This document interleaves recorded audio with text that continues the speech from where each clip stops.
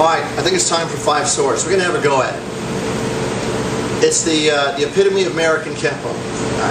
Every Kempo system that I know of, and a lot of Chinese systems, incorporate this technique. Anybody that's ever started Parker Kempo or even the Kaji Kempo systems are going to see some variation of 5 swords. 5 swords comes from the early days when they're all sword hands. Sword hand, sword hand, sword hand, sword hand. We'll change it up a little bit, just for the simple reason that nobody trains their hands to be that type of a weapon that the old guys did, plunging into sand and burning rock and bricks and all that. We're not going to go there. We're just going to use our natural weapons that are available to us at the moment without having to go to any type of special conditioning or training. All right, 5 swords, stepping inside a right roundhouse punch. Roundhouse punch comes in. The old technique, double outward hand sword, or double hand swords. All right, we're not going to do that. We're going to hit them right off the first shot, and we're going to, again, this is the idea of the AKK. We like to wedge. We're going to enter in. All right, so I'm going to enter in with that wedge. I'm still going to pick up an outward hand sword off my left hand, but I'm also do a thrusting.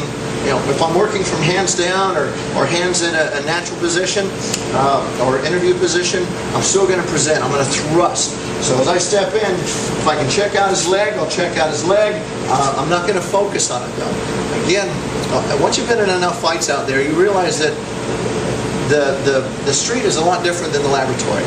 Right? I'm more focused on causing pain, damage, destruction, attacking the central nervous system than I am in making sure every little piece is correct. Right, so, as I step in, there's my outward hand sword, and there's my thrusting hand sword, catching the brachial plexus, carotid triangle, either of those targets, they're all good. And boom, there's my penetration. Now, from there, and we'll play with timing in just a moment, I'm just going to roll that hand straight up, make a nice fluid line, pow, catch that? That exposes the midsection. Right? There's my driving forward bow. From there, midsection's exposed. I'm just going to roll it straight in. Boom, catch that midsection. Right? That starts to collapse them down again. Right? One of the things you're going to see that, again, the AKK does, that the Parker system doesn't, we don't do as much damage assessment. We're rolling into the next shot.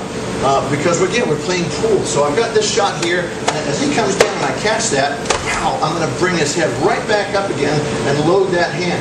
Now at this point, I'll take an adjustment step or whatever I need to take to get back into the game.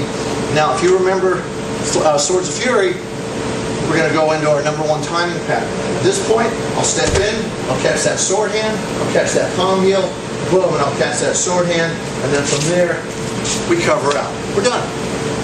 Let's try it from a different angle. Punch comes in, I thrust, boom, hit, pow, up, sword hand, and work our way through. Again, everybody does this. All the Kempo guys do it. Everybody has their own flavor to it. When I teach structure. What you just saw was structure. There was no mechanics, not really, no real mechanics, no rhythm or timing. And definitely no speed, and without any of those, you're not going to get the power portion of it. So I work in a sequence. Structure, mechanics, timing and rhythm, speed, or actually flow. The word I want to use is flow. Flow consists of timing and rhythm. Right? Then speed. Once you have all those attributes or aspects of it, then you can incorporate the power aspect. So again, let's go back to this other side. Some of the timing methodologies you can play with. Rhythmic timing, rhythmic phrasing, boom, boom. Right. Boom, boom, let's try that one first. He comes in, boom. Okay, here's my pow, boom, boom. Right? Piece of timing. Right? Again, another piece of timing. Boom, boom. Right? So hit, boom, right? Again, another piece of timing you can play with. A lot of it depends on what's going on. When I do the boom timing, it's my hands might be up already. So there's my that boom timing off that. Instead of thrusting, rolling, and I emphasize the second shot. Right? If I'm working with the hands down or in interview, I'll emphasize that first shot and then minor out the second shot to get to this shot. All right? Each shot builds on the next shot. All right? So again, a little bit of different timing. He comes in.